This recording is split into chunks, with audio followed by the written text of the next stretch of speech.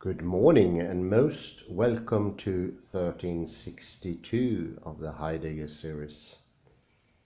I will today do a lecture in parallel to the previous two ones, 1360 and 1361, of Vaibhav Tripathi and Pallavi Bharadwaj, how they look at problem of observer and observed, and come to a fantastic solution, I would say.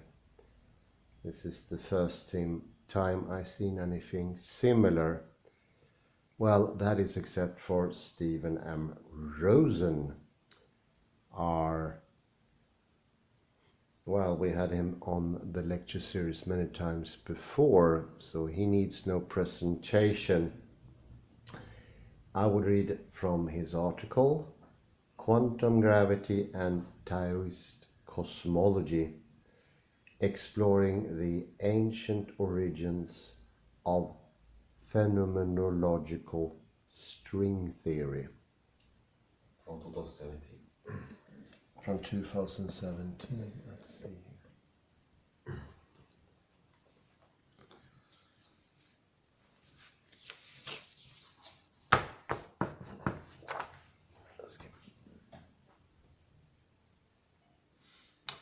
I will start to read some from the abstract.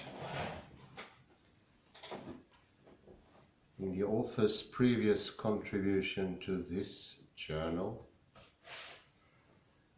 a phenomenological string theory was proposed based on qualitative topology and hypercomplex numbers.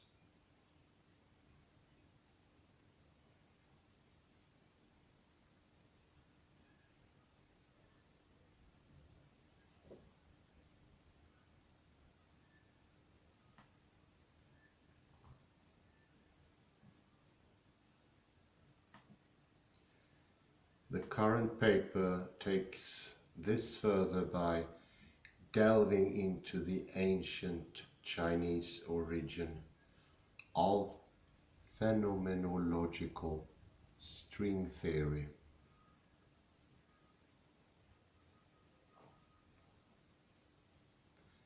First, we discover a connection between the Klein bottle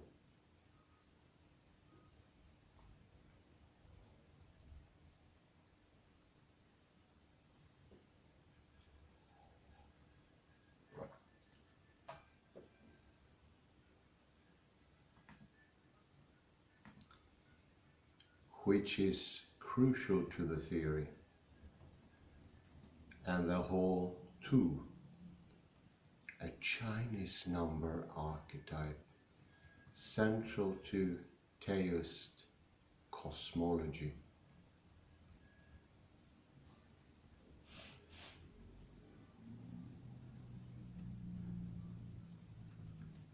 The two structures are seen to mirror each other in expressing the psychophysical phenomenological action pattern at the heart of microphysics.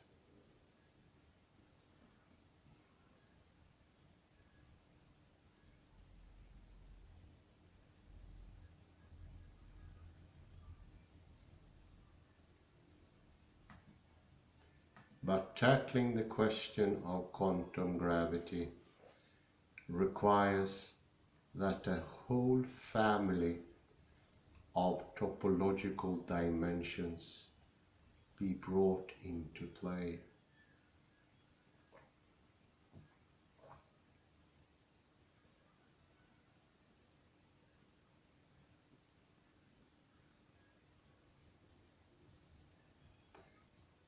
What we find in engaging with these structures is a closely related family of taoist forebears that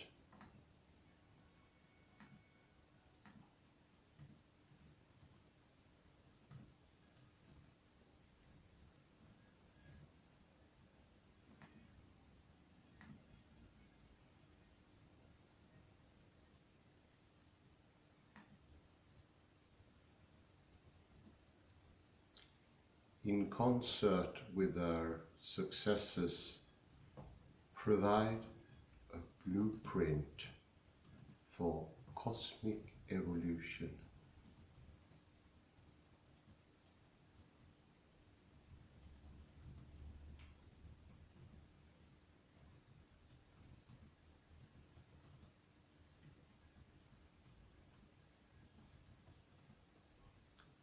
Whereas conventional string theory accounts for the generation of nature's fundamental forces via a notion of symmetry breaking that is essentially static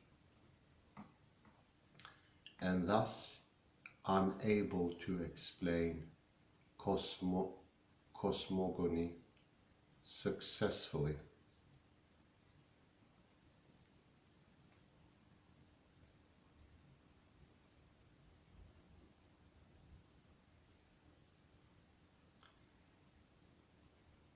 Phenomenological taoist string theory entails the dialectical interplay of symmetry and asymmetry inherent in the principle of synsymmetry.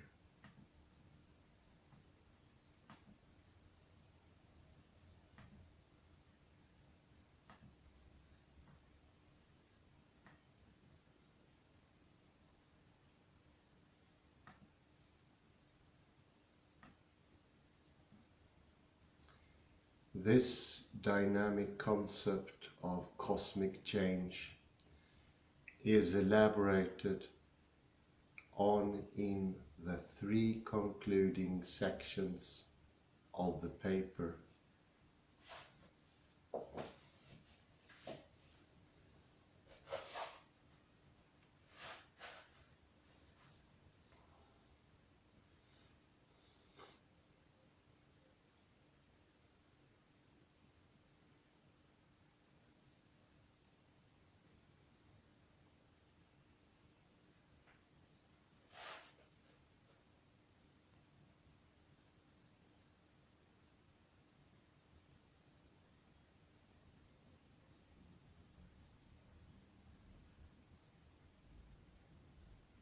Here, a detailed analysis of cosmogony is offered.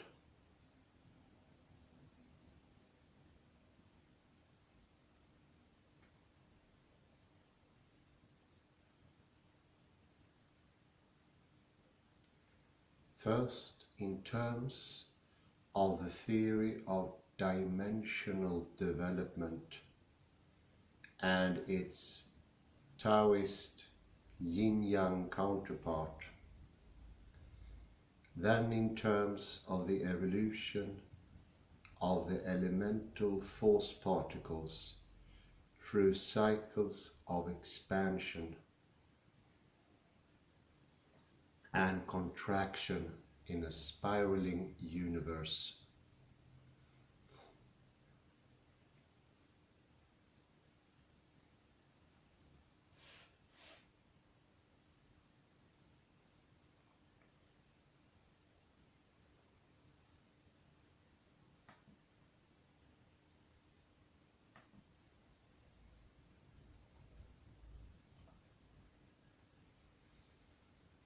The paper closes by considering the role of the analyst per se in the further evolution of the cosmos.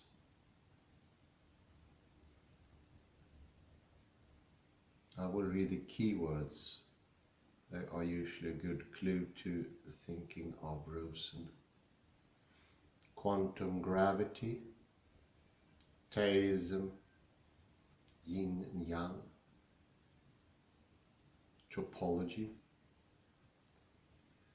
phenomenological philosophy, physics, cosmogony, string theory, symmetry, and dimension.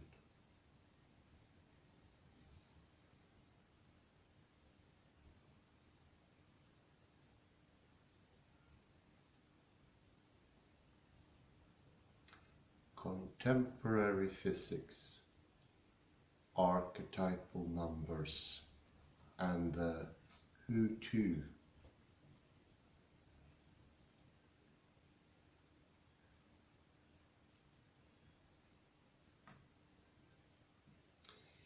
In recent decades, there has been little meaningful progress in mainstream physics toward a theory that would effectively unify all the forces of nature.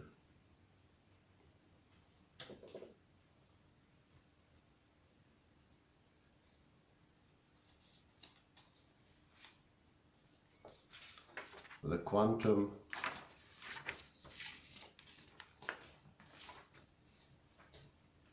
mechanical forces as well as gravitation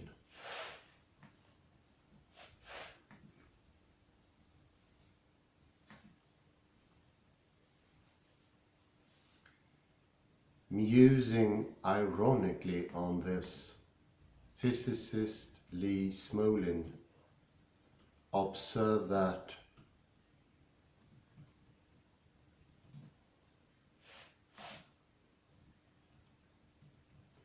for more than 2 centuries, our understanding of the laws of nature expanded rapidly.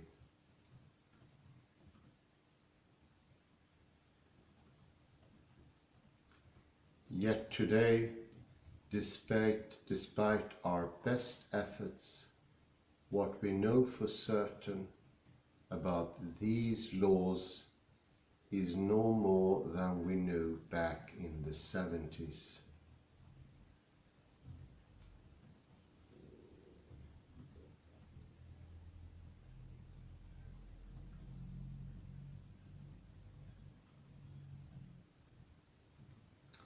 What I demonstrated in my previous contribution to this journal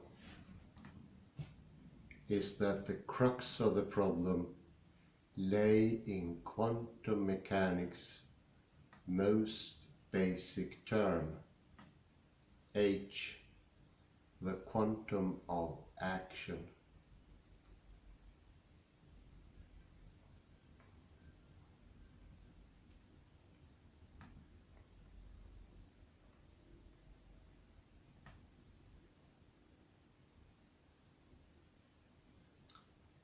Although this indivisible atom of process found at the submicroscopic Planck length of 10 to minus 35 m constitutes the cornerstone of more than a century of successful experimentation in physics.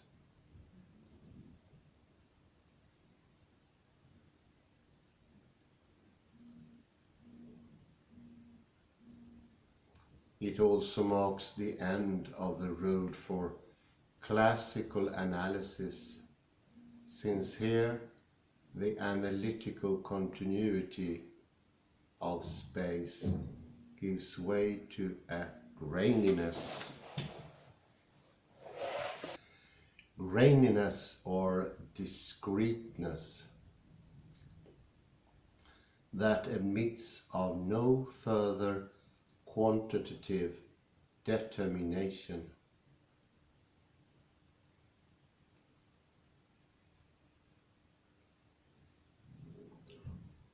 Moreover, the indivisibility of quantized action is closely tied to an indivisibility of observer and observed. And this implicit inseparability of subject and object is anathema to the program of objective analysis.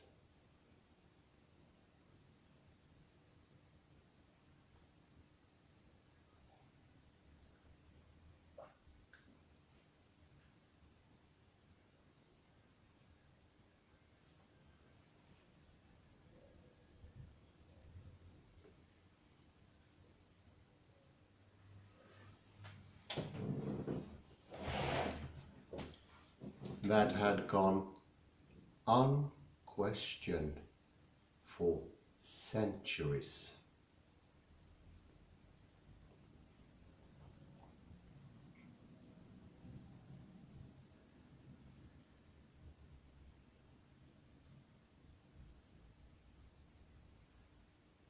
While physicists have been able to use probabilistic methods to work around the underlying difficulty when their investigations are limited to the quantum mechanical forces.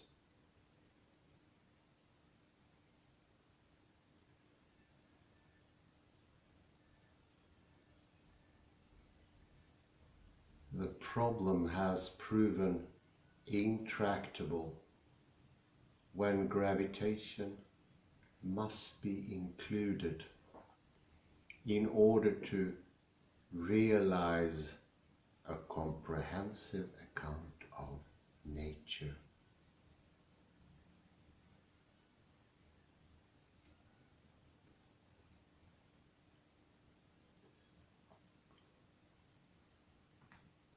Reflecting on the persistent failure of physics to arrive at a workable theory of quantum gravity,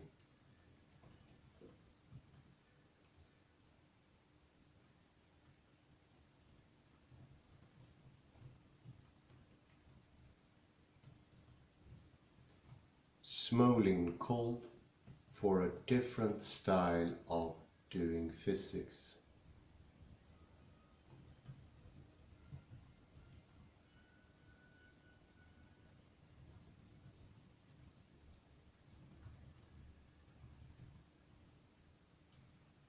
A more risky, philosophical, and foundational issues in physics.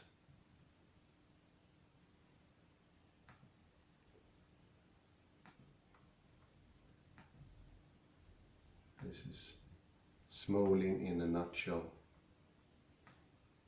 I will read it for safety. A more reflective, risky, and philosophical style.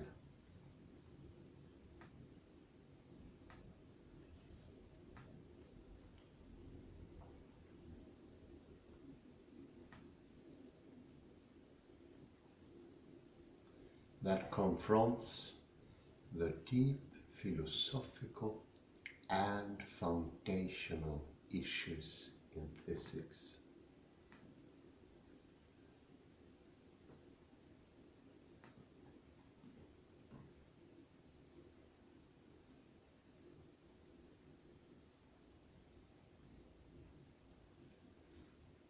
I applaud this call for a more philosophically oriented physics, and I propose that the stalemate in physics suggests it will no longer be possible for us to rely on the old philosophical foundation.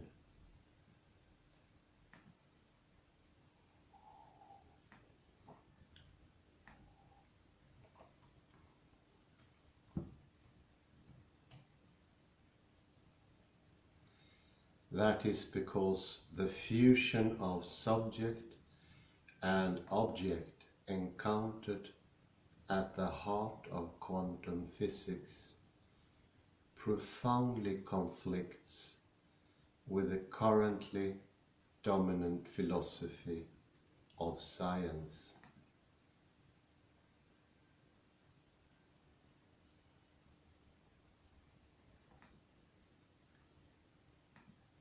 Presupposing as it does a sharp division of subject and object.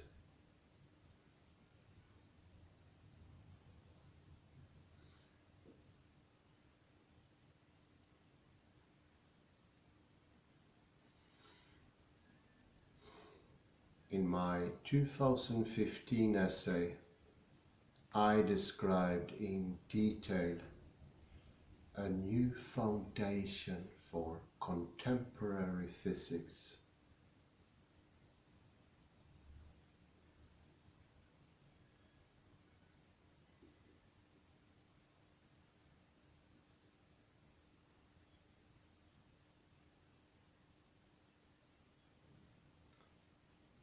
Phenomenological philosophy.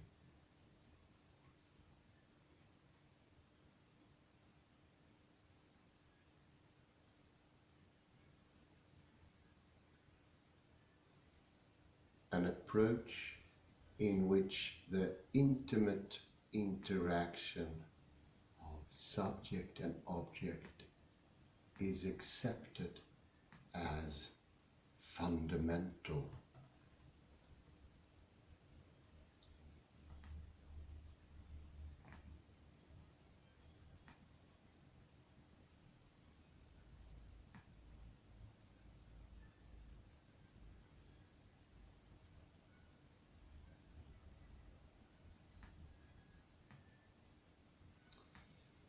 Although phenomenology remains important in the present paper,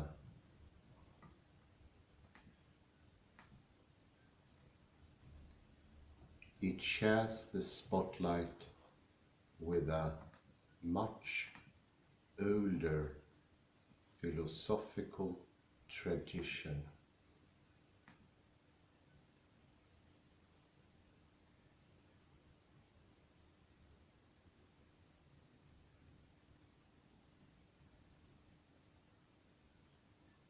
One that in fact influenced Martin Heidegger and Maurice Merleau-Ponty.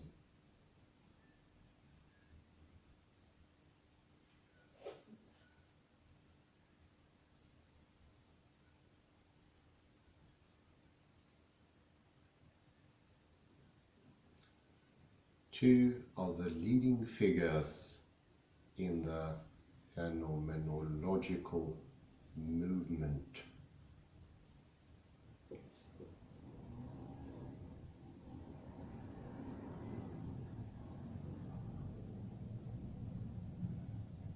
As philosopher Stephen Priest put it,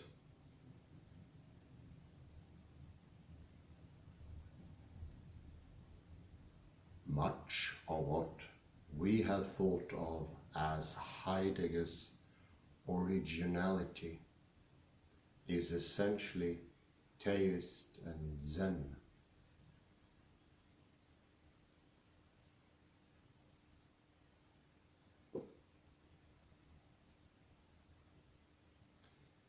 And the ramifications of this through Heidegger's influence on Merleau-Ponty's corpus have yet to be identified.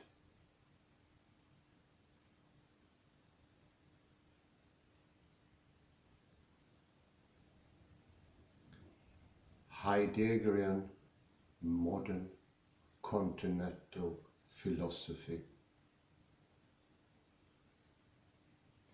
should no longer be studied in abstraction from its East Asian ground. And a quote from Stephen Priest.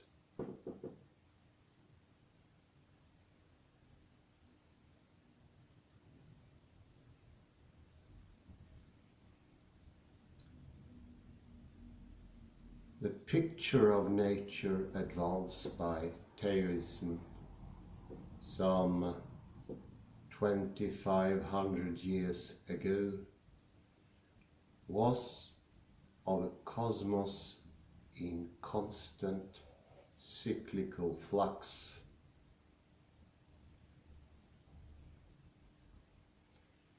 Its ebb and flow of energies was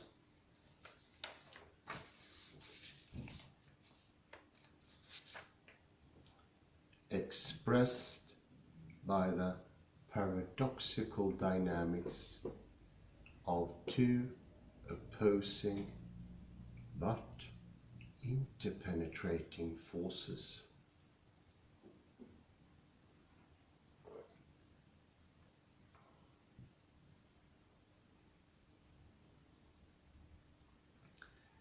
Yang is the active force related to brightness, positivity, expansion, and masculinity.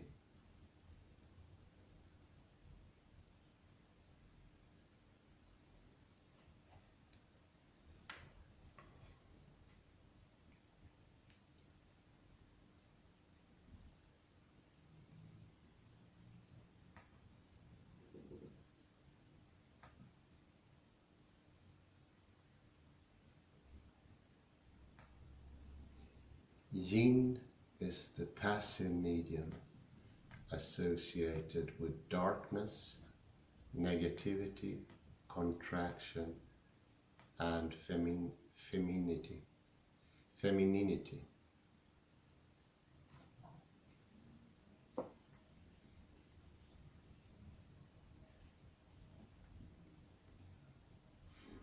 Let me just add here, we earlier in a lecture mentioned yin as the valley and yang as the hillside, and how they are codependent in constructing each other. And on my quote, and on my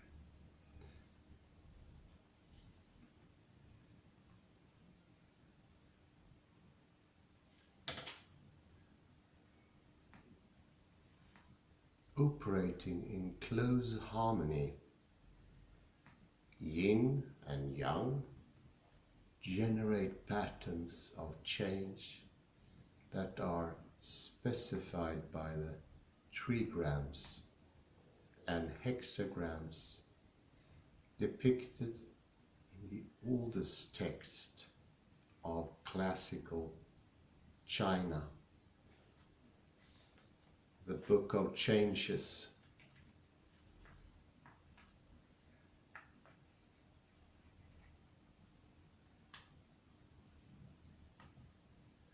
I Ching or Tao Te Ching.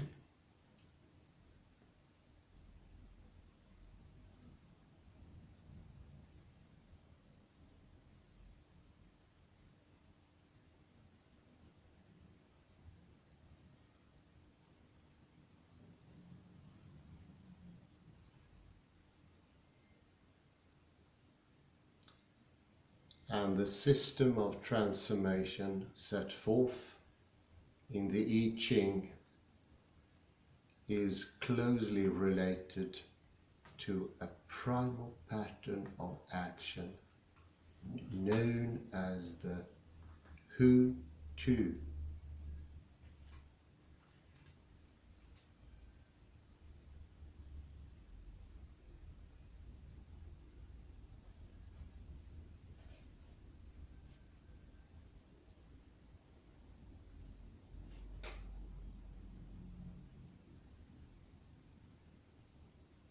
In the next section, we will see the significance of the Who To for contemporary physics.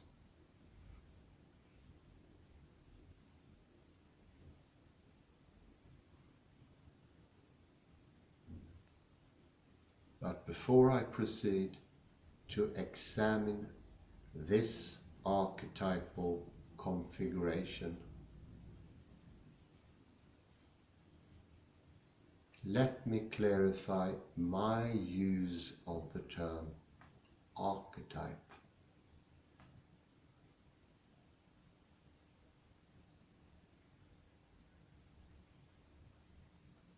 And discuss the general meaning of archetypal numbers.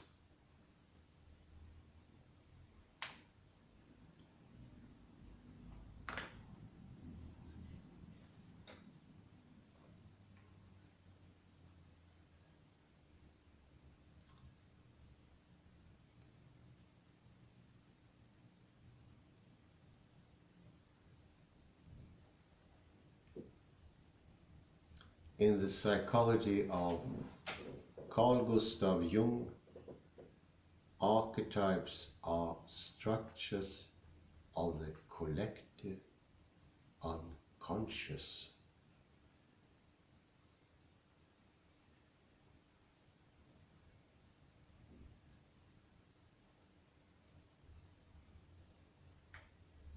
Imprinted in nature at the deepest level.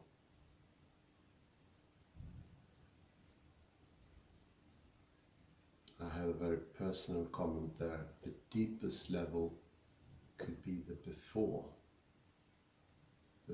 world and observer. End of my comment.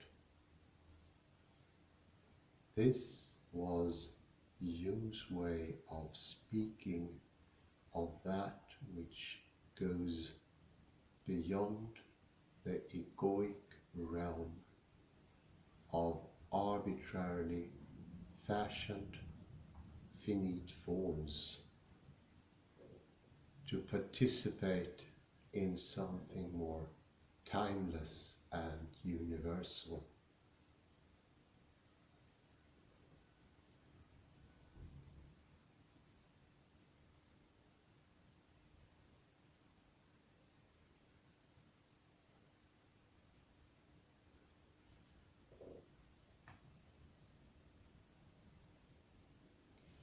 The prefix arch or arch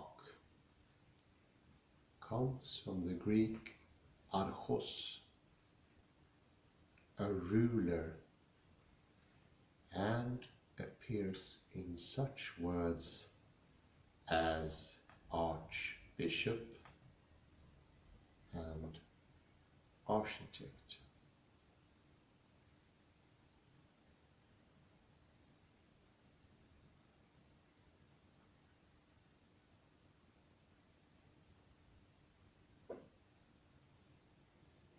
Signifying what is chief or principal.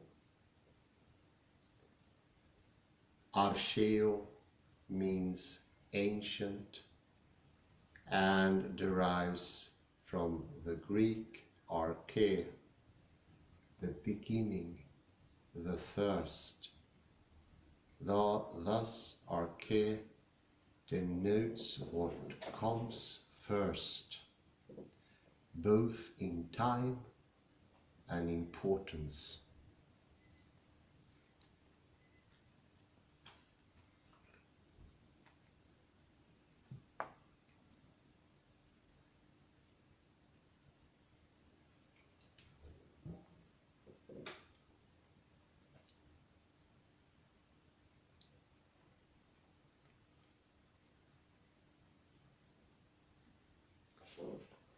What is the meaning of type?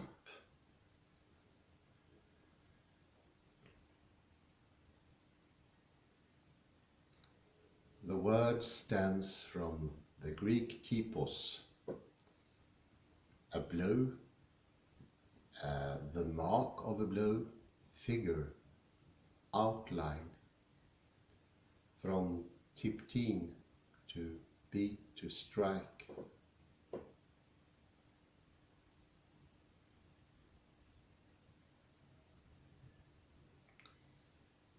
The etymology of type therefore suggests action.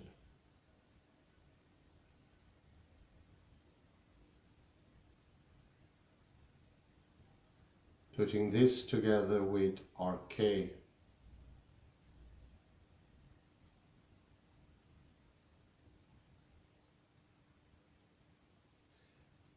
we can say that an archetype is a primary action pattern.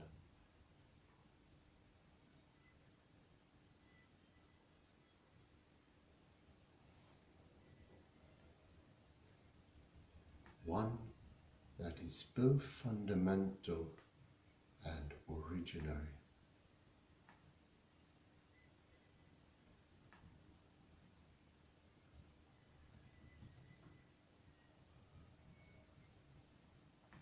What I am emphasizing here is the dynamic character of the archetype.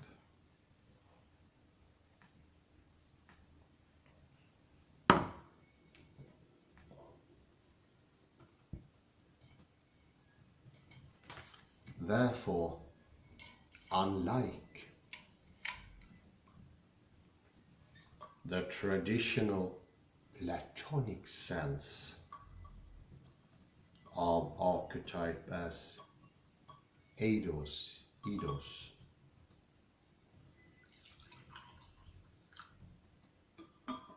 an absolute, changeless,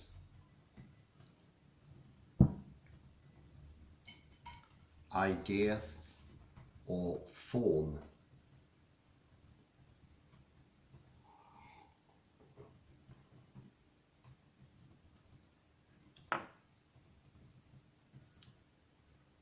I give precedence to viewing the archetype as an elemental process.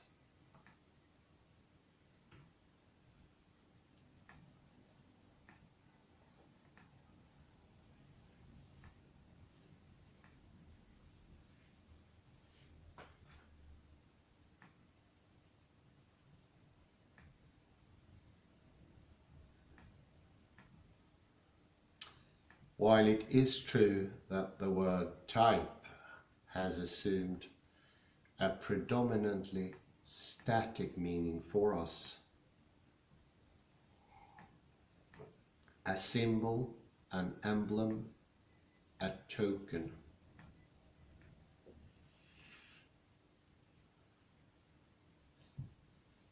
a general form, structure, a model. This is coming from Webster's unabridged dictionary.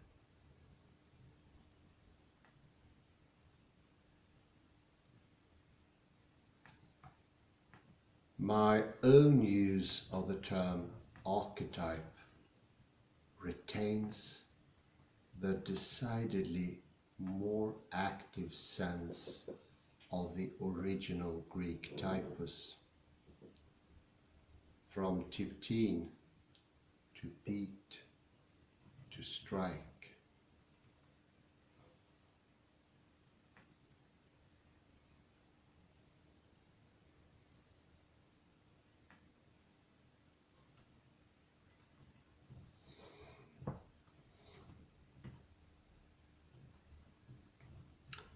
Now, before his death,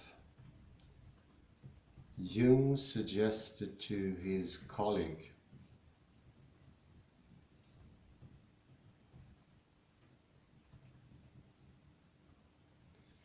Marie-Louise von Franz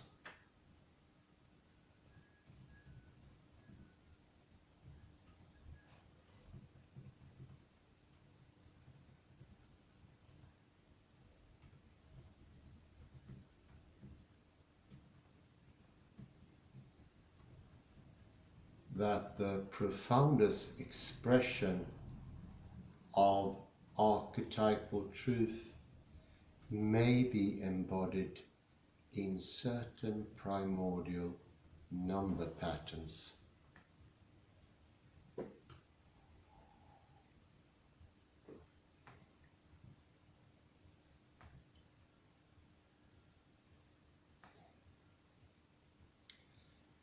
This provided the impetus for number and time.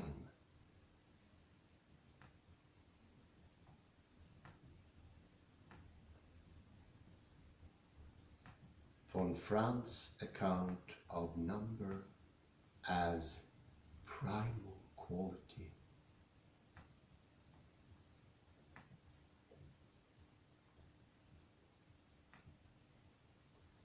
as the underlying energetic organizing principle of the unus mundus,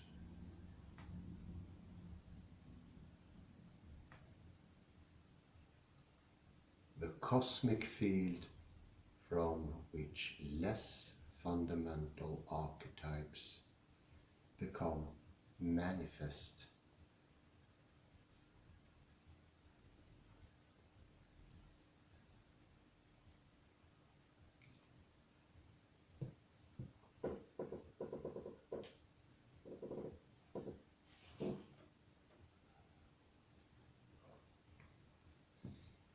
Drawing from a wealth of ancient and medieval Western and non-Western sources,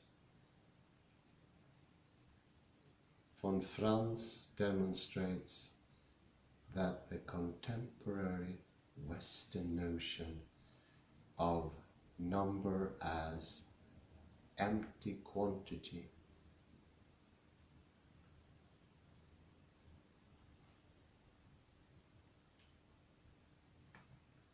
in fact grew out of a very different meaning of number.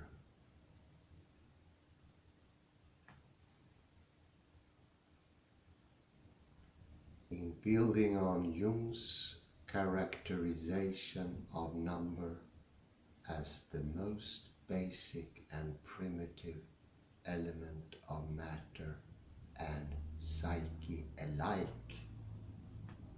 do note,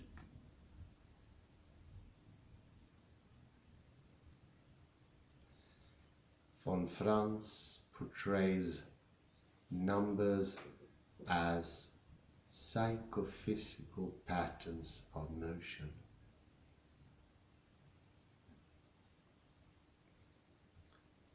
We are dealing here, says von Franz,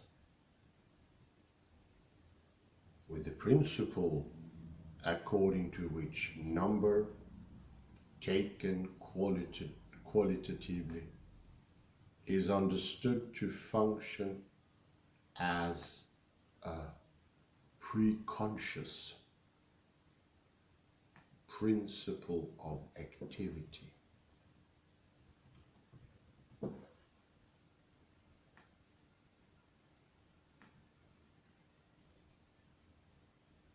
Each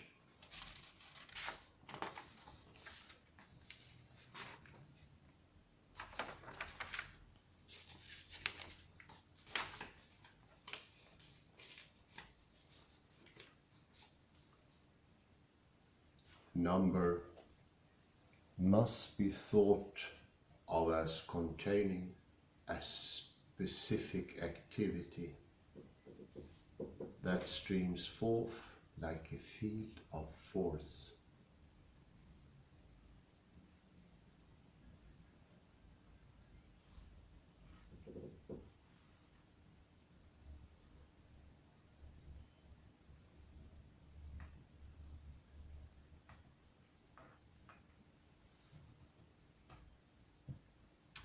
From this standpoint, numbers signify different rhythmic configurations of the cosmic ground.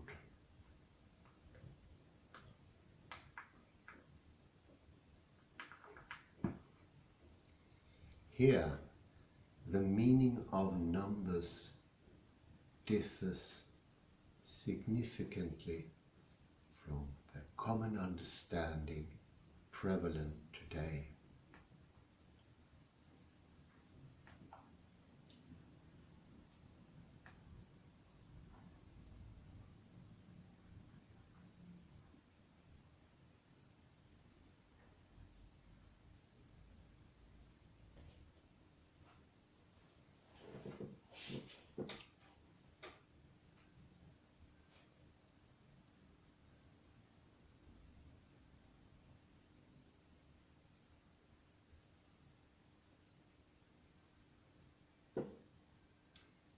according to the letter, numbers are generally taken as mathematical values representing particular quantities used for counting and making calculations.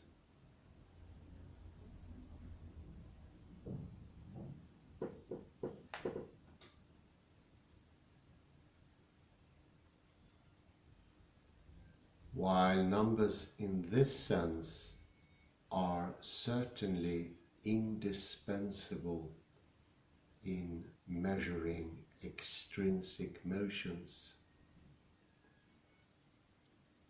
they themselves are completely inert.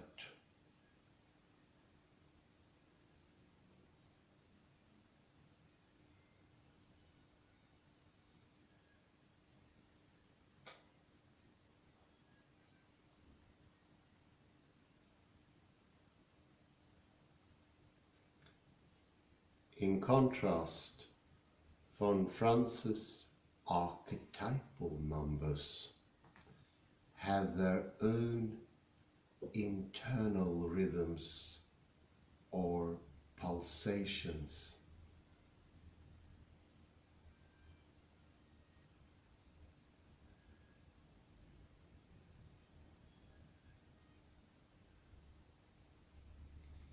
Each one constituting a distinctive phase of transformation in time.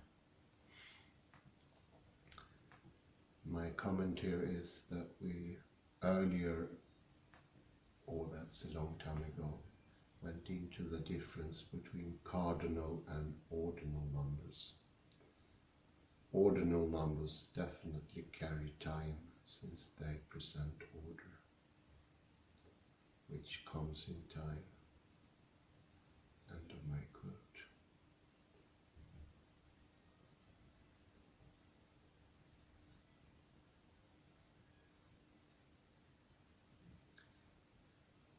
Moreover, assemble into certain field configurations or matrices. These numbers constitute nothing less than cosmic plans.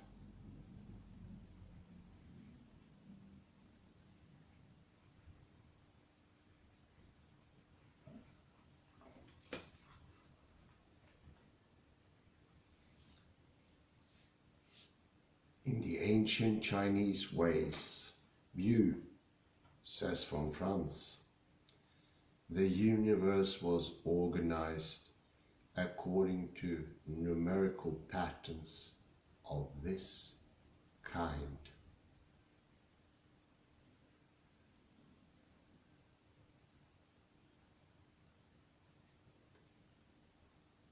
Echoing von Franz, let me emphasize that the numbers in question are not mere abstractions, but are psychophysical in nature.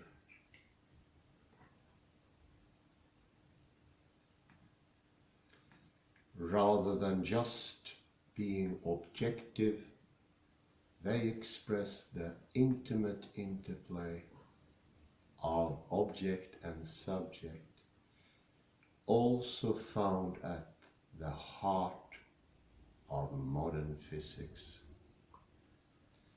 with its quantum of action.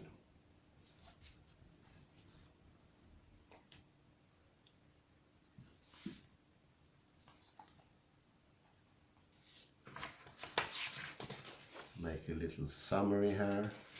The quantum of action is the constant h that I mentioned initially.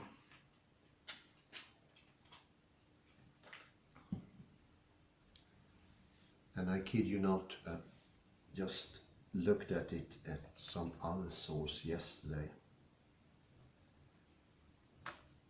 It's all hidden in the numbers.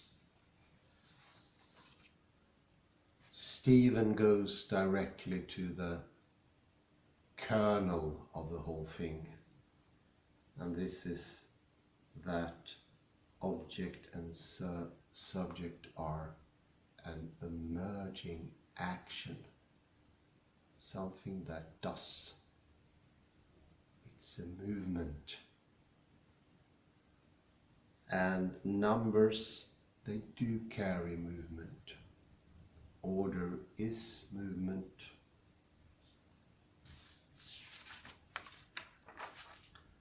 And movement is, as we mentioned so many times before, incredibly hard for us Westerners to understand. It usually comes to a standstill. The hare never passes the tortoise.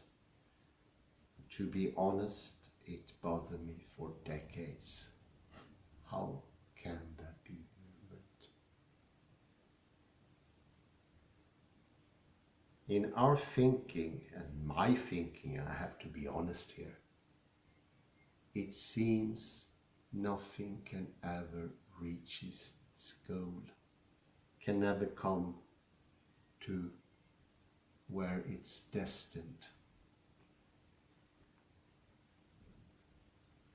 And I think you can see here the connection to telos that we mentioned a couple of lectures ago. Terence Deacon says telos, or goal, is one of those forgotten or discarded things in our thinking. I could not agree more. For me, for a very long time, telos, goal, direction has been the very anathema of thinking, of understanding.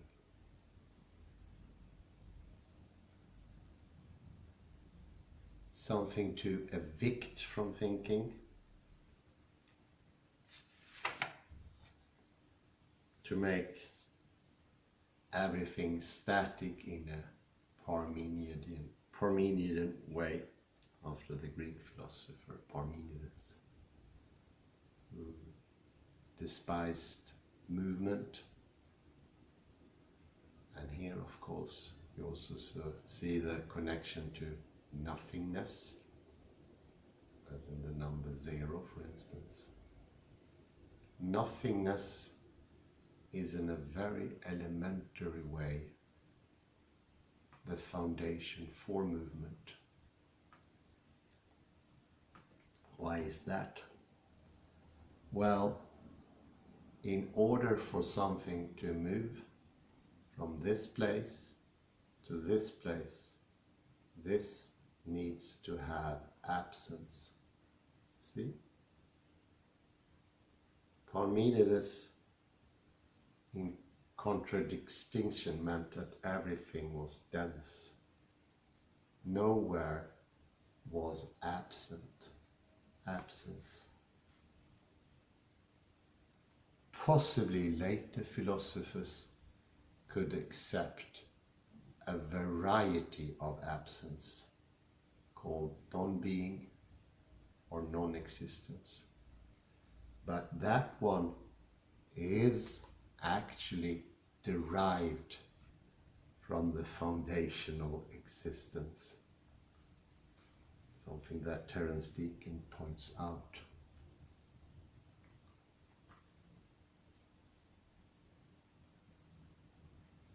This is why he prefers his own sort of neologism of absence. Otherwise, directly my thinking would go to non-existence. This is incredibly important distinction that he made. Without absence there can be no time. There can be no foundational existence. I think it takes the zest of the first part of this article. I don't know if there are any questions. So turn the camera to my dear colleague here.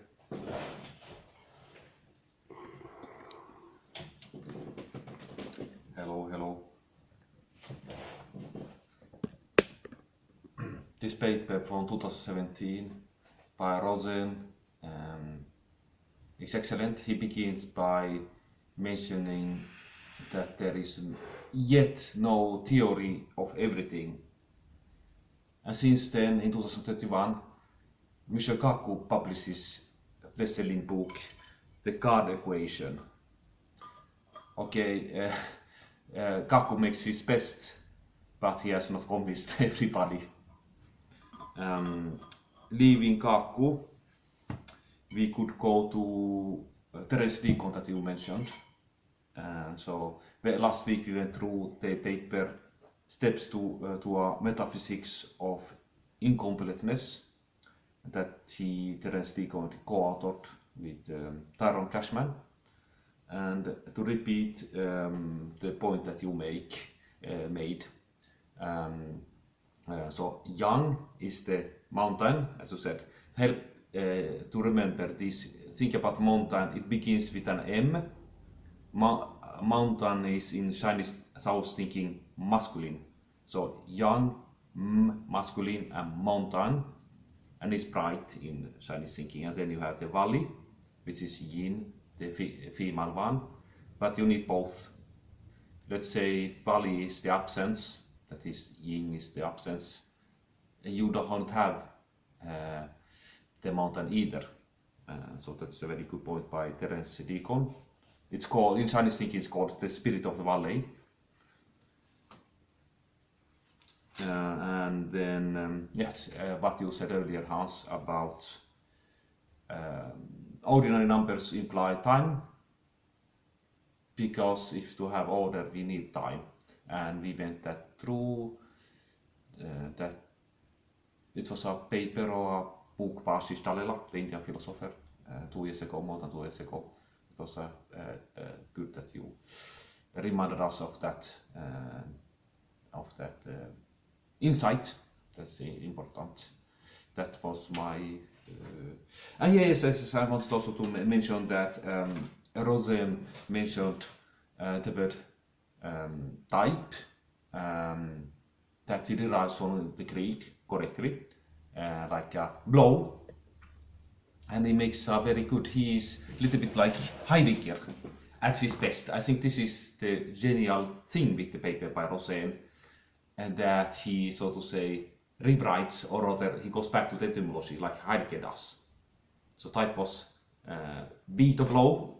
I demonstrated it a little bit, so help you to remind that the archetypes are something active, almost violent, but sometimes we need violence in positive sense. Even Heidegger emphasized that we need to be wake up, beat, blow typos from our lethargy, everydayness. So typos, it's good that he emphasized the active image of, and to leave the Platonic archetype. So Platonic archetype in our, the word archetype itself, it has become Platonic, and it's something passive. It's everything there is static, and instead we should call typos blow. And that's I think the best thing actually so far in Rosen's paper. It's something active, blow. And so I hand back to you, Hans. Please. Left of that. Yeah, okay, thanks. Great.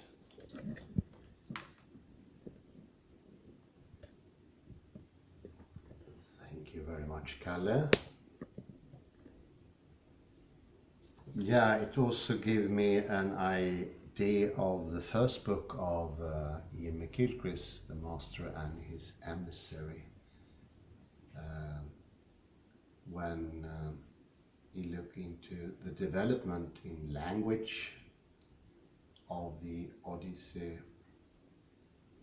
and how there were actions more than nouns from the beginning, and what we later came to see as nouns were embedded in the action, in the verbs, but the verbs were much more frequent, and there seemed to be had gone from action to more and more stillness, staticness in language. And of course this is why etymology is so important, to make archaeological investigation into the past of the nouns and see that their forefathers were actually actions, verbs. Very good. Put a little pause and a bone stretcher.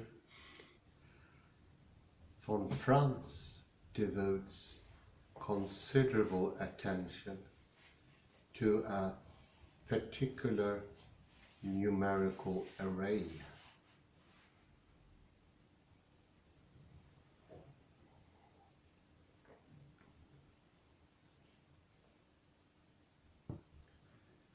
One that is among the most primordial number configurations of archaic China.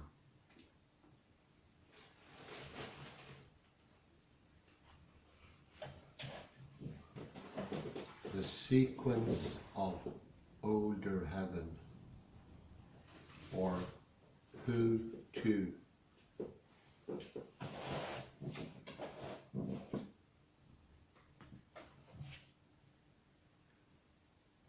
This model provides a blueprint for the generation of the trigrams featured in Taoism's I Ching.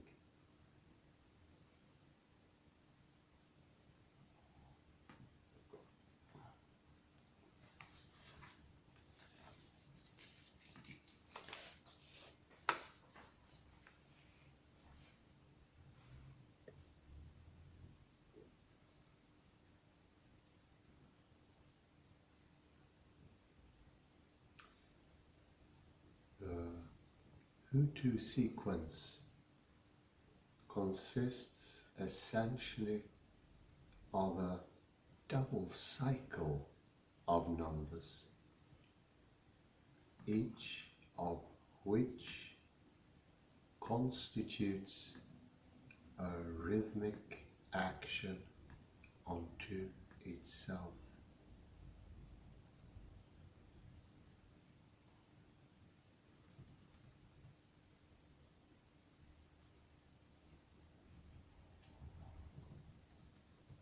In the first cycle, there are 4 such pulsations, making up an inner number orbit. 1, 2, 3, 4.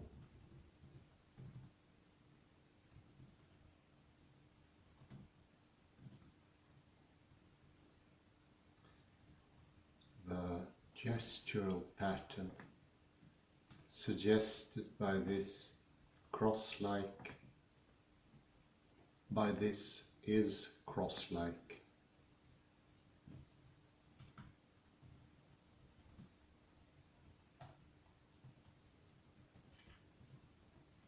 And can be taken as following the 4 cardinal points of the compass.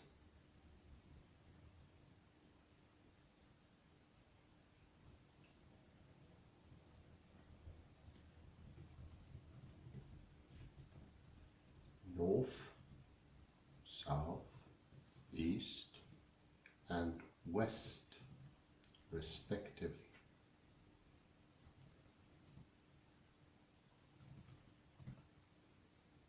Cycle 1 is succeeded by a movement at the center. 5.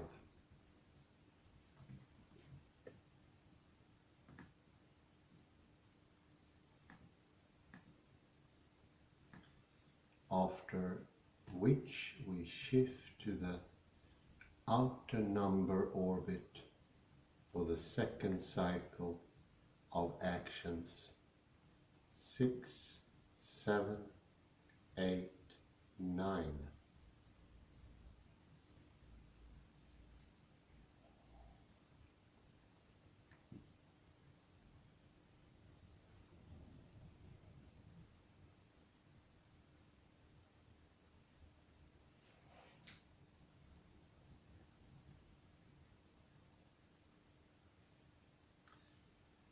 These letter pulsations can be seen to correspond to the intercardinal compass points northwest, southeast, northeast and southwest respectively.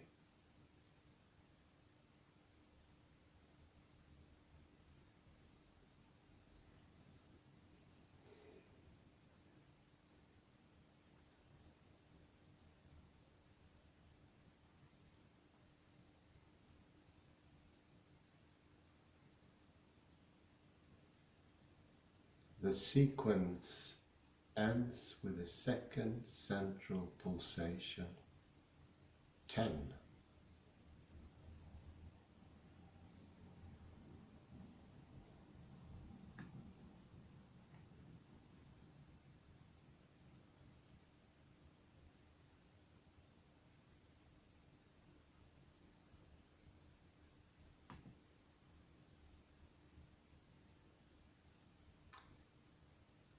The relationship of the Hutu sequence to the taoist trigrams is indicated by von Franz as shown in figure 2. There will be a link to the paper for you to follow. The movement from Kun north to Chen south to Li east to Kan west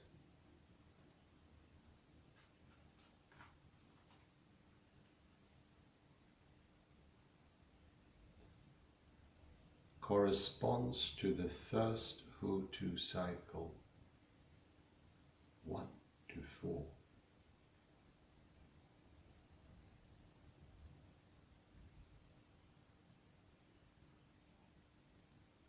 Von Franz's diagram implies that an action in the unmarked position at the center of the trigram wheel would come next.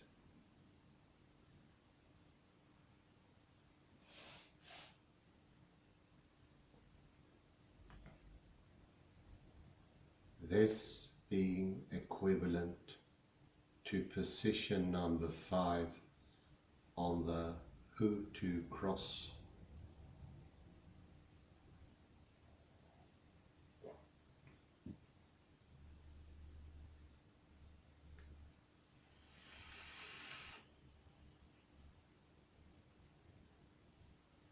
Then there is the second set of trigram actions. Northwest Kan,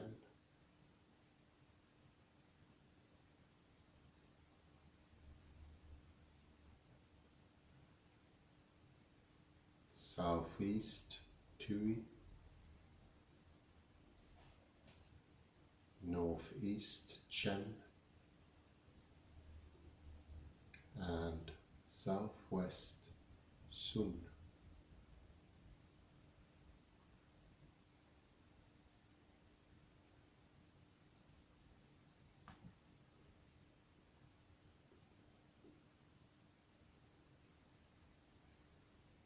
Corresponding to Hutu cycle 2.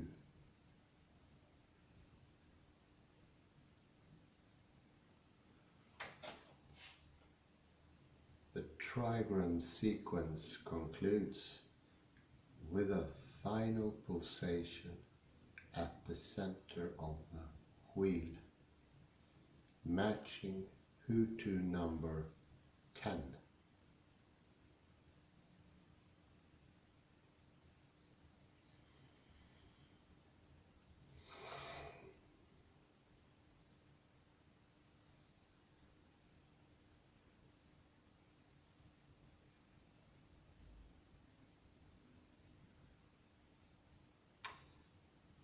speaking of the who too as involving an internal double movement.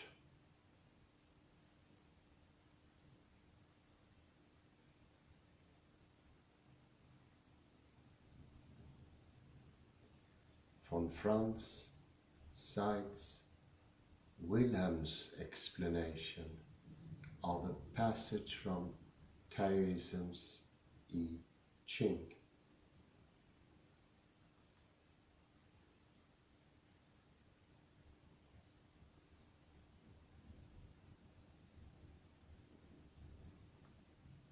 When trigrams are in motion, a double movement is observable. First, the usual clockwise movement, cumulative and expanding as time goes.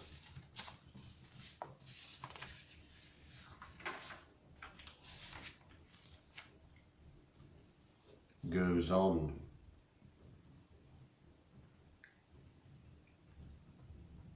And determining the events that are passing. Second, an opposite, backward movement.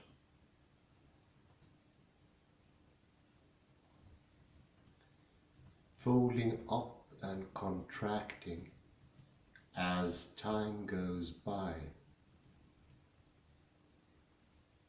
through which the seeds of the future take form.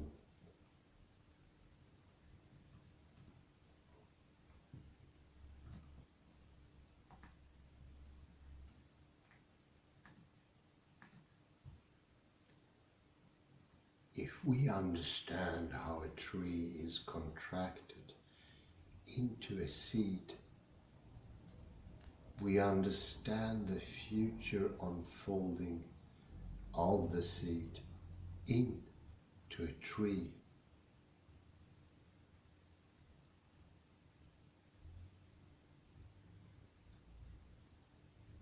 A little later in her book,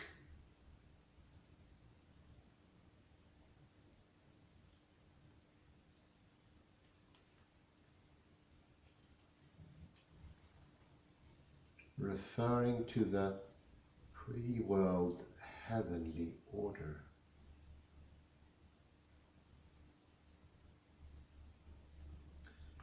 as comprising a double internal pattern of motion.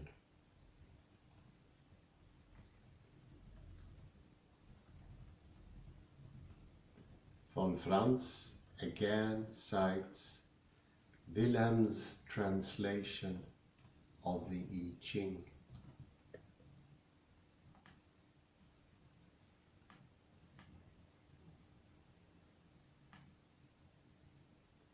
Thunder brings about movement. Wind brings about dispersion. Rain brings about moisture. The sun brings about warmth.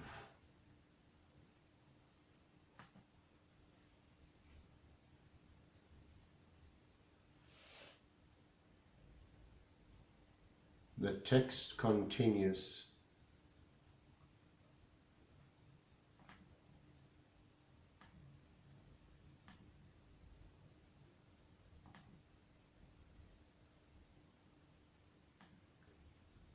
Keeping still brings about stillness. The joyous brings about pleasure.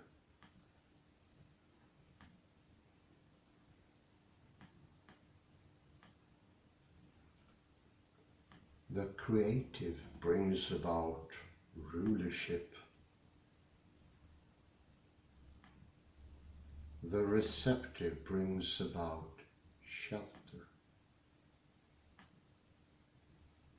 As Wilhelm points out, this latter passage describes a retrograde movement.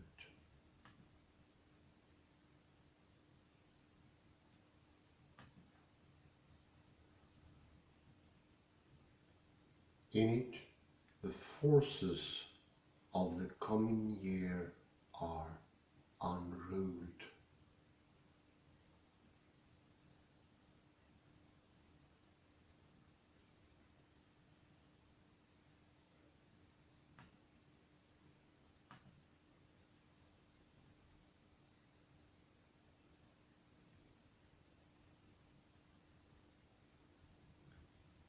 Pursuance of this line, says Wilhelm, leads to knowledge of the future.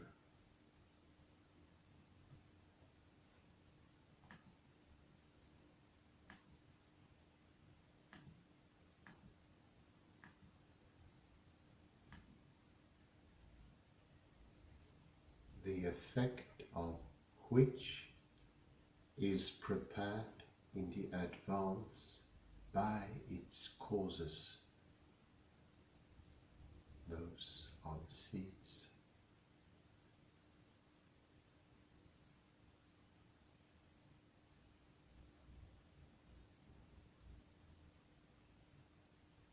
Which take shape by contracting.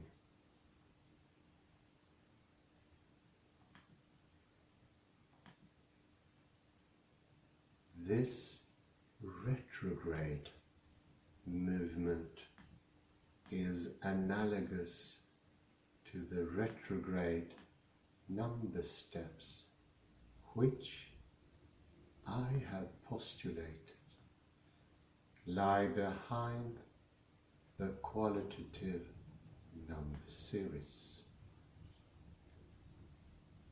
Quote from France.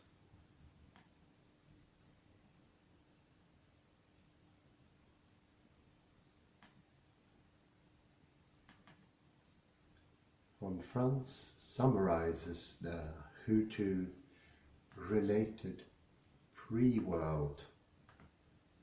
Do note pre-world.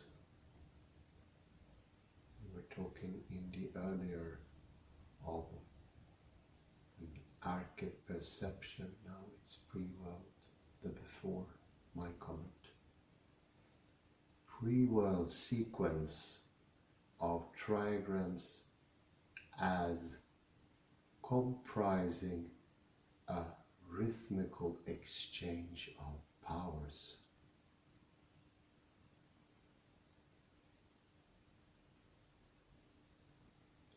In which the first four inner rhythms are physical, movement, dissolution, moistening, heating.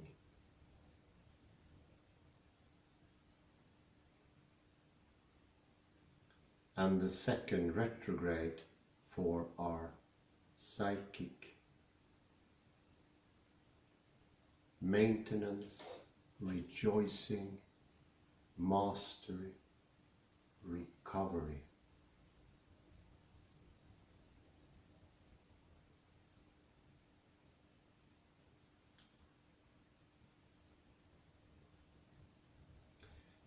For von Franz, this double cycle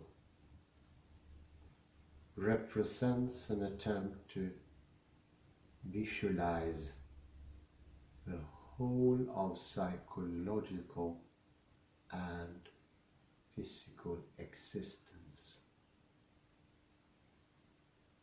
The unus mundus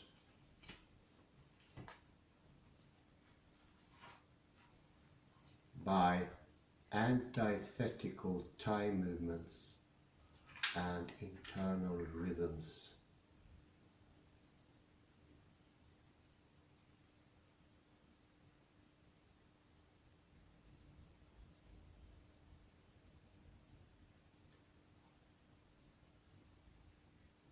what relevance does this ancient cosmology have for the current crisis in modern cosmology, with its problem of quantum gravity?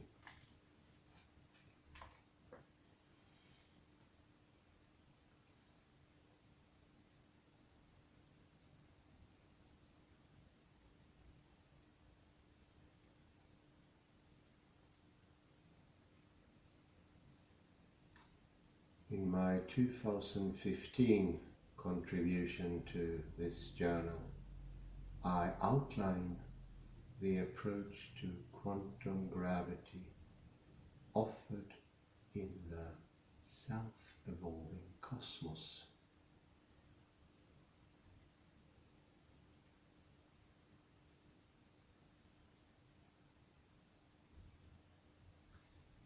Presently, I am going to build on what I said in 2015.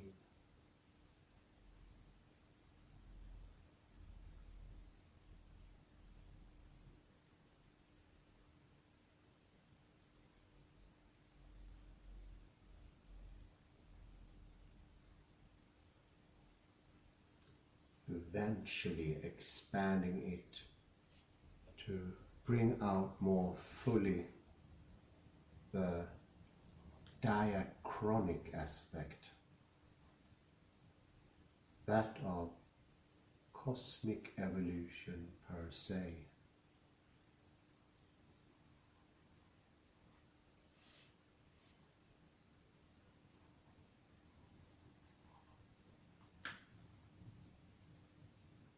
In the course of doing this, we will see how the account of quantum gravity I have proposed is aligned with the cosmic plans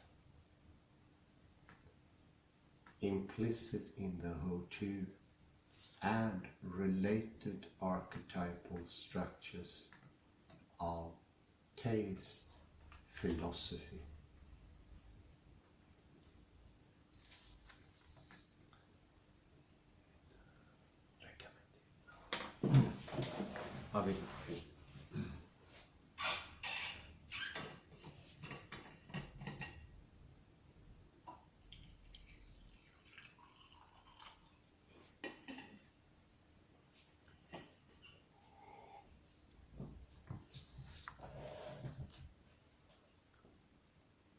The topology of psychophysical action.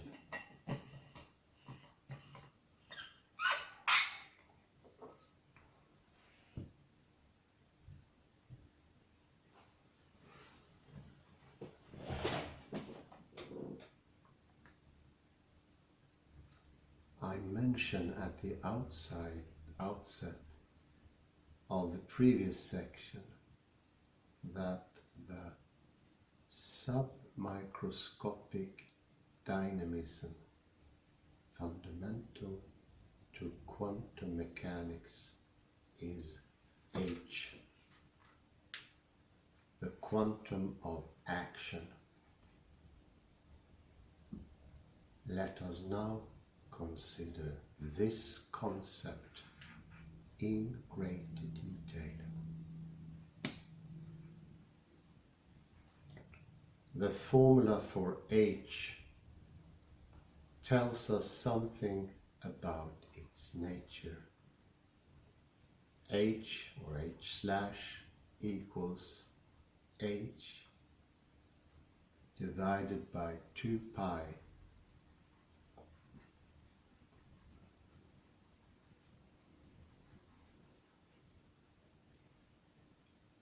in quantum theory. H is the constant of proportionality that relates the energy E of a quantum of radiation to the frequency V.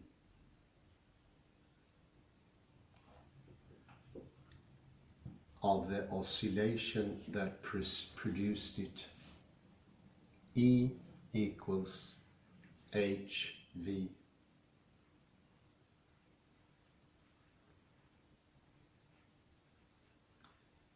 Now, if we rewrite this equation by replacing frequency V with its inverse,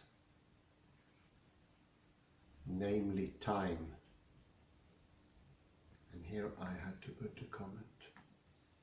Remember that the inverse is time. Very important for the understanding. Start the sentence over.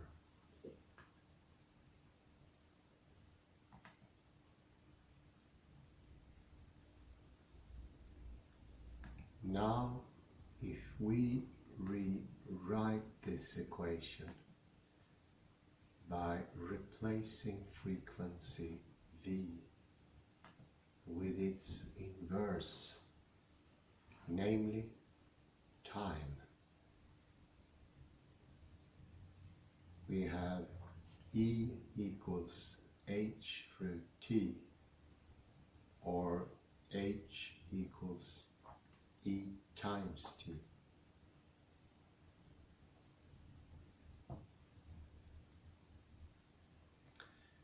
And in physics, energy multiplied by time is a measure of action.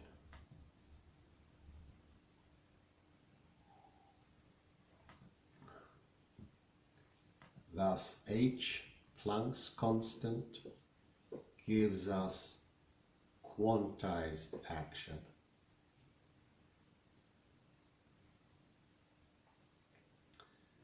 The angularity of sad action, its internal spin,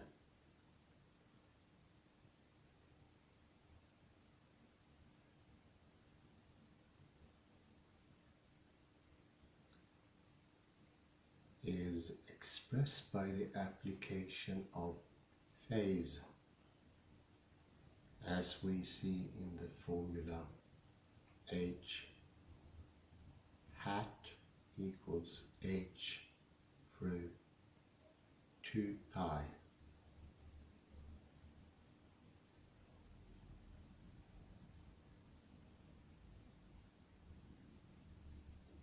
Here H is operated upon by a phase of 2 pi radians, equivalent to a turn of 360 degrees.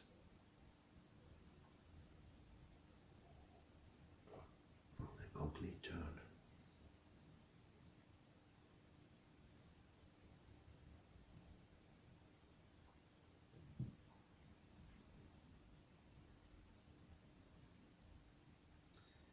I also mentioned earlier that in quantum mechanics, H hat is regarded as an indivisible atom of process.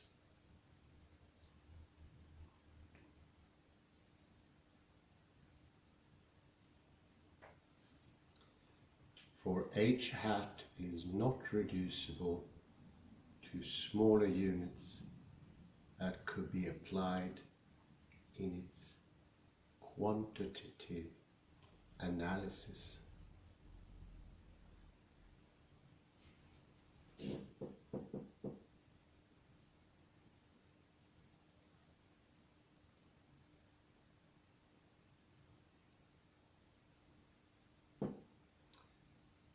This indivisibility of the quantum domain is closely related to its basic indeterminacy or uncertainty.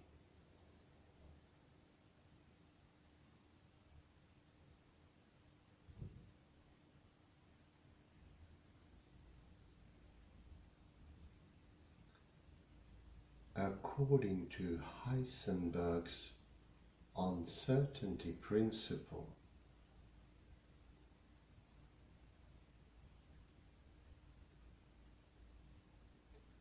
there's a built-in limit to the information we can obtain about the physical properties of quantum systems.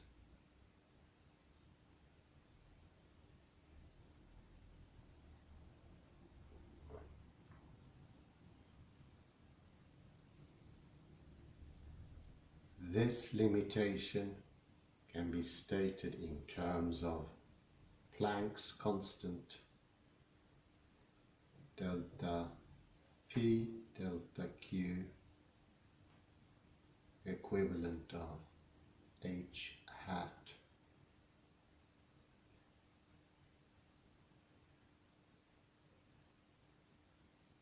where P and Q are variables such as position and momentum, or time and energy.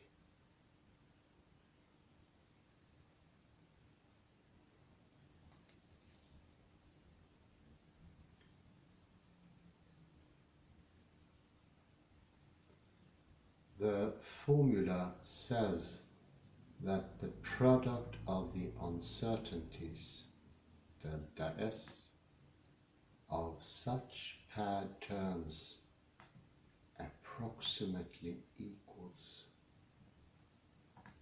the value of Planck's constant.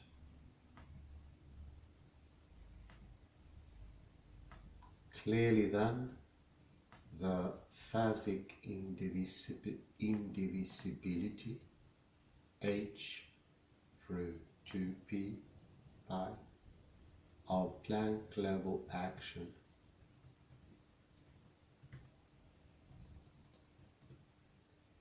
is equivalent to its uncertainty, delta P delta Q.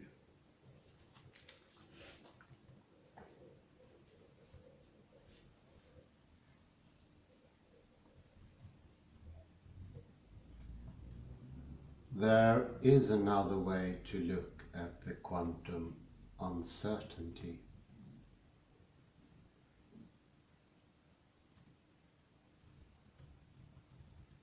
Nearing the submicroscopic Planck length of 10 to the potentiality of -3 meters, it appears that precise objective measurement is thwarted by the fact that the energy that must be transferred to a system in order to observe it disturbs that system significantly.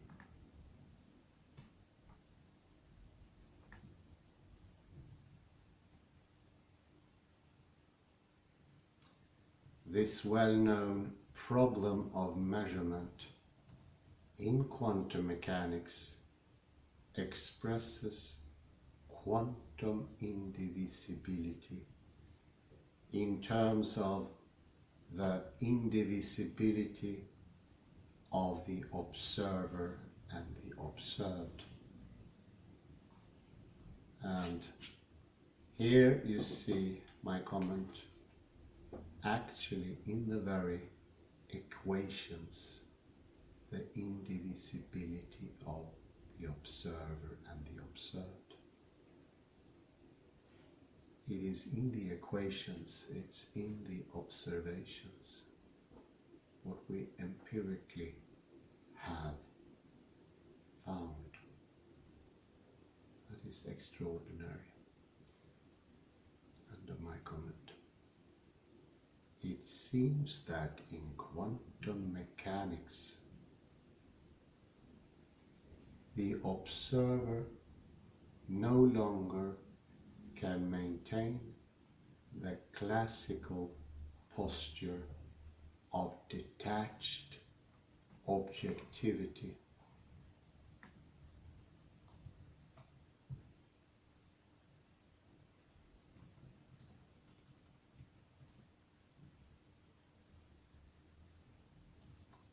unavoidably he will be an active participant.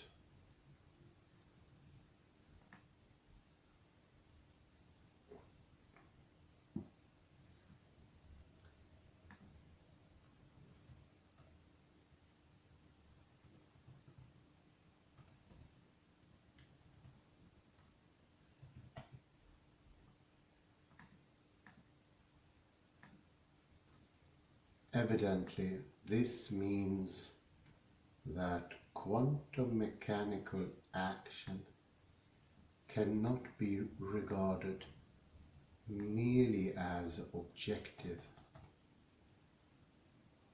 but must be seen as entailing an intimate merging of object and subject,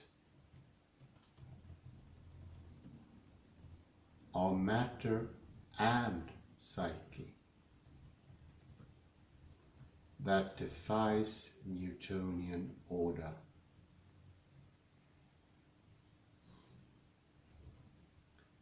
Good enough to quote.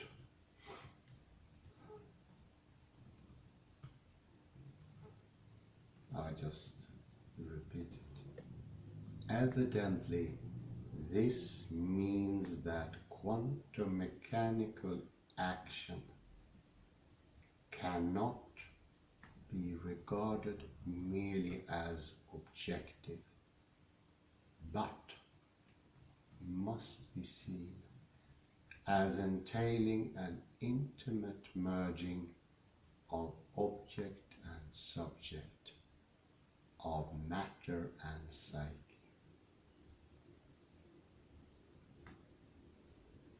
that defies Newtonian order.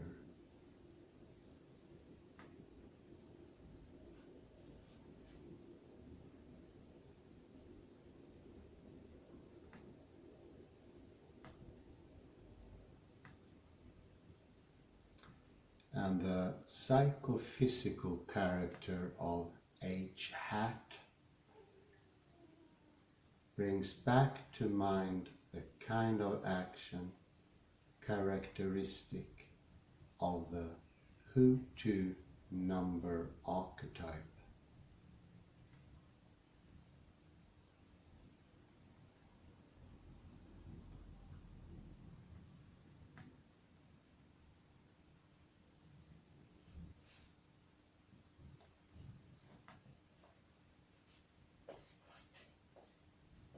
Consider further the quantized action of H hat.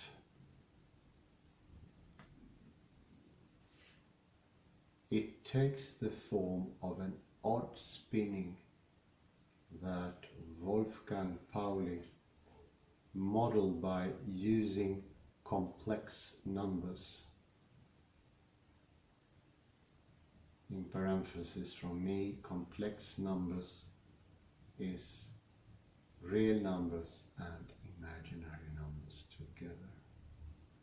End of parenthesis.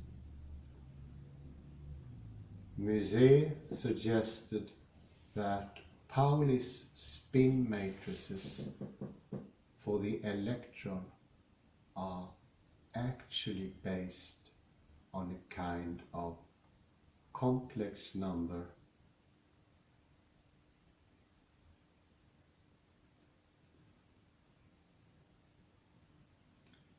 or hypernumber that goes beyond Pauli's imaginary I, the hypernumber epsilon. What I demonstrate in Cosmos is that the geometric counterpart of epsilon is a topological curiosity known as the Klein bottle.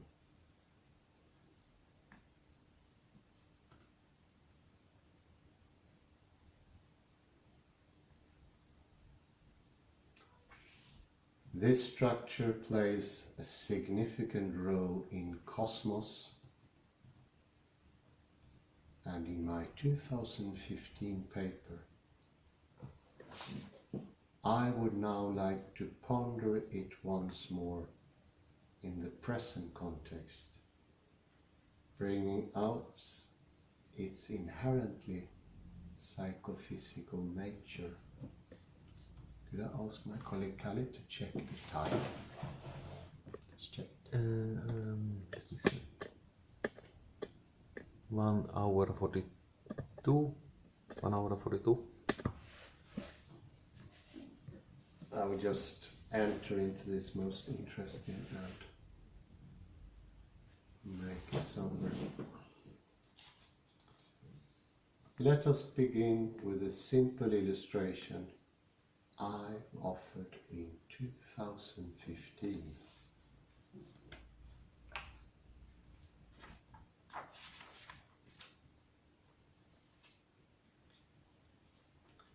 And here is a depiction of Ryan's Klein bottle. Please look in the paper. Figure 3 is my adaptation of communication theorists Paul Ryan's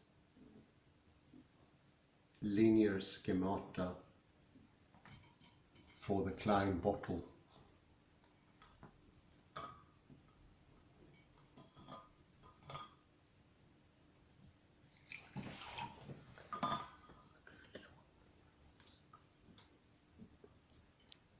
Figure 3.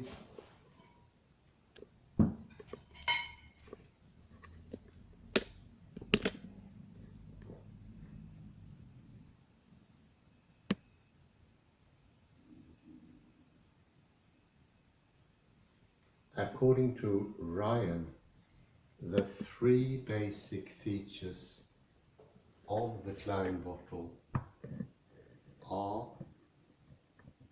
part contained, part uncontained, and part containing.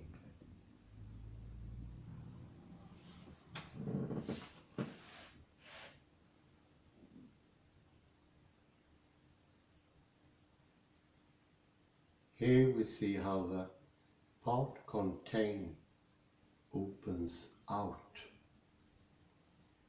to form the perimeter of the container, and how this in turn passes over into the uncontained aspects.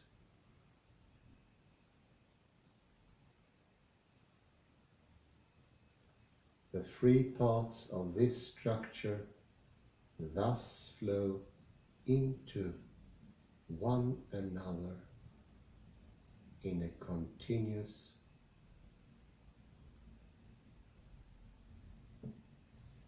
self-containing movement that flies in the face of the Cartesian division of contained,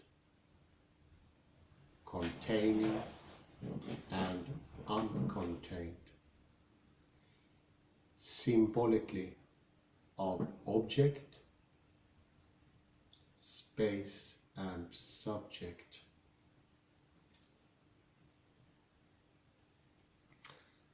I will make a little summary here.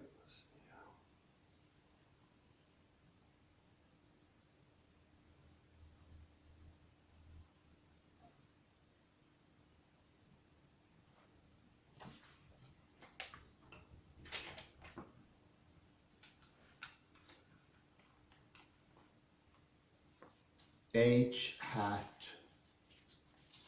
the quantum action, that is the before of the subject and the object. This is the foundational nature of physics, if you like. It is not the sum of the contradictions object and subject, it is the before.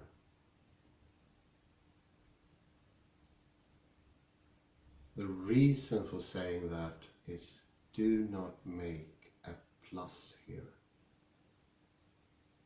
because there is an action inherent in the very nature of what we thought to be static.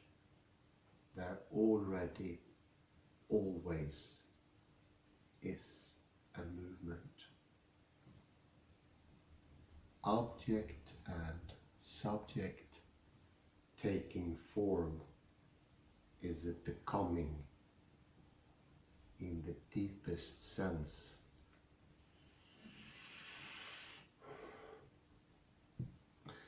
And compare that to the Cartesian contained,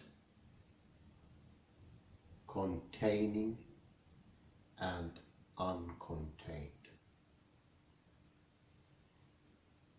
Here we have the static, but we also have the noun, the substantive.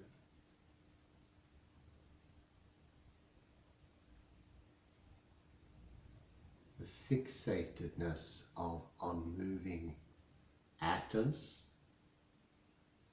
fragments, as we were discussing earlier. We spoke about the romantic movement going into fragmentation. The lure of the irreducible atom and the quest for knowing, and I would say grasping, just as you grasp an object.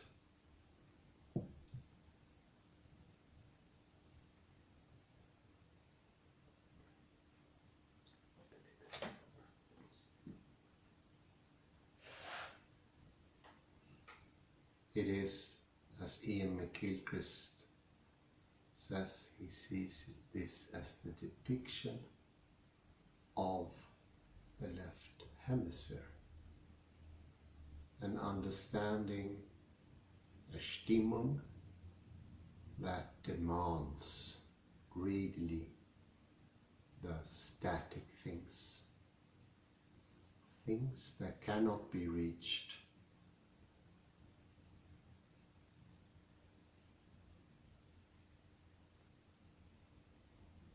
I paralleled this earlier, how the two paths that we've taken in the Western cultural hemisphere, idealism going in one direction with logic, Bertrand Russell, Gottlob Frege and others,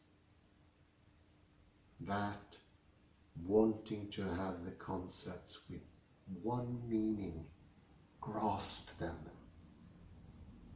I would say command them, making ourselves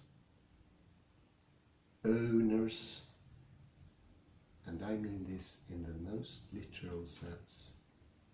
We want to own them, possess them. There is a greediness, and it's also a frustration of not being able to enter, getting into it, reaching it. On the other hand, we have the empiricist movement, ignoring the mental realm, the psychic, the soul, going to the grasping of what's in the container, what is contained, grasping for that inherited greedily put it away in a laboratory and isolate it. These two strands come to their singular destiny. The idealism in the Gödelian incompleteness and the reductive empiricism in quantum mechanics.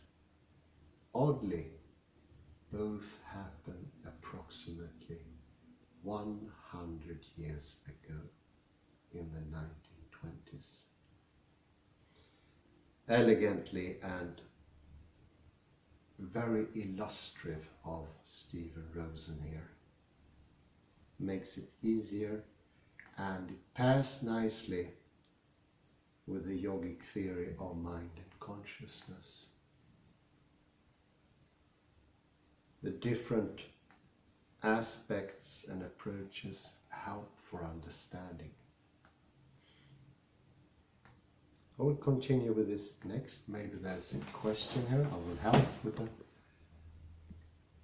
video here from my dear colleague.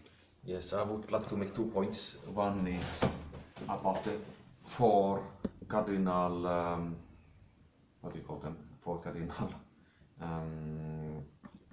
points of the compass: north, south, east, and west. And there was a lot of speak about four. And I thought about the four gospels. And there has been much discussion why four, and then why sometimes they were not in the right order, so to say. Sometimes they switched the order of them, and that made me think about the Chinese way. So they put, let me see, what was Rosen right? He said that the Chinese diagrams place north below here, south above. So it was not, from our point, it's the wrong way.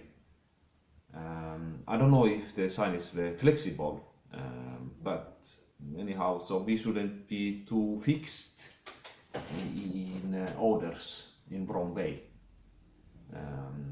But the other point that I wanted to make is the climb bottle,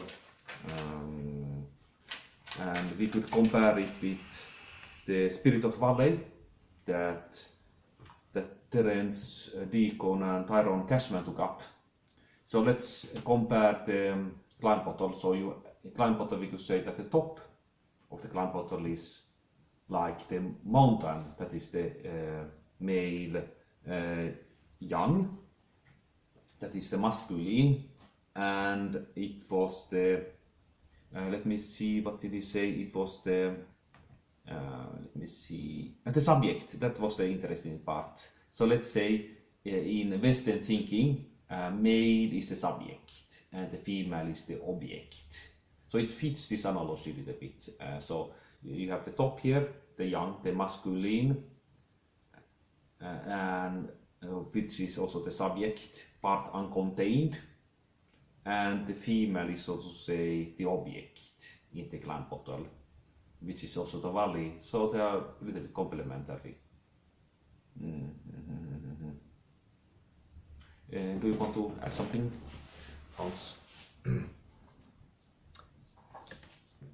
You can also to this add the valley and the hill. You can also to this add ordinal numbers, and we could say that H hat, the quantum action, is referring more to the ordinary number, and see in an amplitude how the numbers progress. There is a numerical progression, and from the more fixated perspective of Descartes, everything has to go in one direction only. This is a way of diminishing movement, making it somehow a priori fixed, not moving.